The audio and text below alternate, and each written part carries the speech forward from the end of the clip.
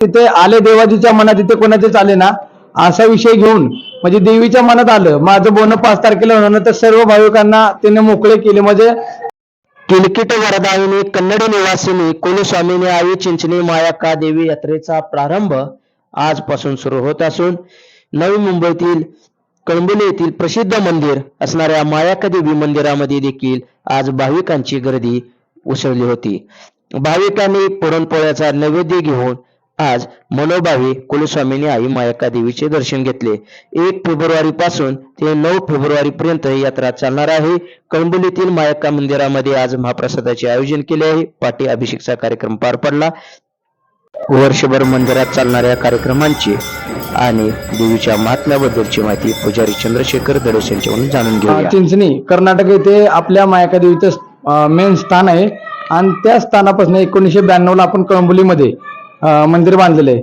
तेव्हापासून ते आतापर्यंत चालत आले. तर आतापर्यंत भरपूर भाविक लोक ऑल मुंबईमधून आपल्या इथे दर्शनासाठी येतात. स्वामिनी मायाक्का मंदिरामध्ये भाविकांची गर्दी वाढलेली आहे आणि आजचा विशेष दिन काय? आज माही पौर्णिमा आहे, म्हणजे नव्याची पौर्णिमा म्हणतात त्याला. तर पश्चिम महाराष्ट्रामध्ये सोलापूर असेल, सांगली असेल, सातारा असेल, ऑल महाराष्ट्रामध्ये आजची पौर्णिमा साजरी करतात.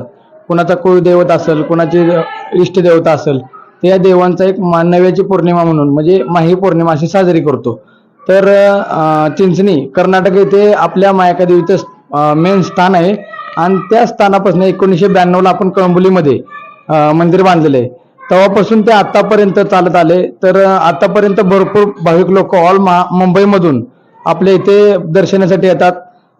सवासणी असतात, त्या सवासणी ढोल वाजवत बिजवत गाजवत इथपर्यंत येतात.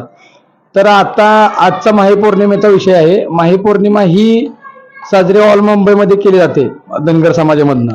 तसंच माकुबाईचं जर पौर्णिमेला मंदिरामध्ये महाप्रसाद होतो, त्याच्यानंतर अभिषेक असतो, आरती असते, असे विविध कार्यक्रम आपण साजरे करून आपण हा माही पौर्णिमा साजरी करतो.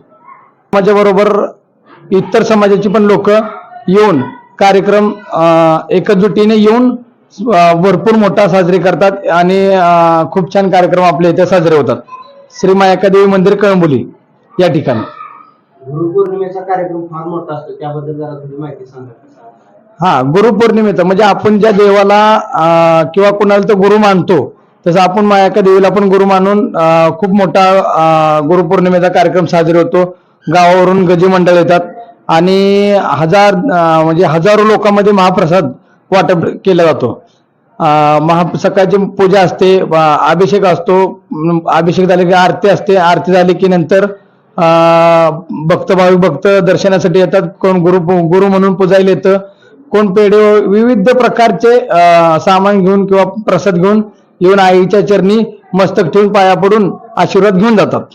महिन्यामध्ये नोव्हेंबर या महिन्यामध्ये येणारा पहिला रविवार, त्या रविवारी दिवशी आईची खूप मोठा जन्मोत्सव साजरी केला जातो आपल्या इथं. म्हणजे मंदिराचं वर्धापन दिन साजरे केले जाते. त्या दिवशी लाखो भाविक आपल्या इथे येऊन ऑल मुंबईमधनं लाखो भाविक येतात आणि त्या कार्यक्रमाची शोभा वाढवतात.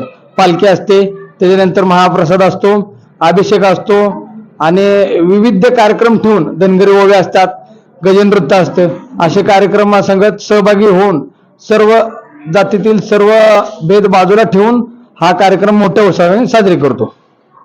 चिंचलीमध्ये यात्रा कधी पार पडणार?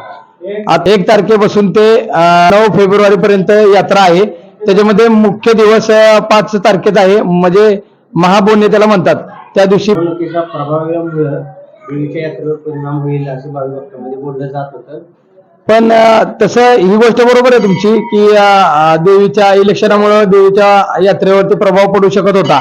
पण देवीच्या मनात तिथे आले देवाजीच्या मनात तिथे कोणाचेच आले ना असा विषय घेऊन म्हणजे देवीच्या मनात आलं माझं बोनं 5 तारखेला होणार, तर सर्व भाविकांना त्याने मोकळे केले. म्हणजे त्या दिवशी इलेक्शन नाही, 7 तारखेला म्हणजे 2 दिवसांनी पुढे ढकललं आणि त्याने त्याचं बोनं 5 तारखेला करून घेतले. बोण्याचा कार्यक्रम म्हणजे बोण्याबद्दल जरा थोडी माहिती. बोनं म्हणजे नैवेद्य. आपण जे जाऊन इथं पुरणपोळ्या वगैरे करतो आणि ते देवीला दाखवतो, तर पहिल्या बोनं वगैरे असं म्हणायचं.